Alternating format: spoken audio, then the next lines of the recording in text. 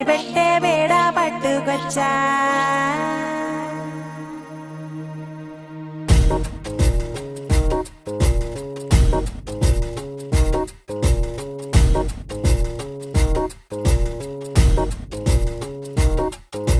నిద్ర చాలని బద్ధకమల్లే ఉళ్ళిరిచింది ఆకాశం రాత్రి దాచిన రబ్బరు బంతే తిరిగొచ్చింది రవిబింబం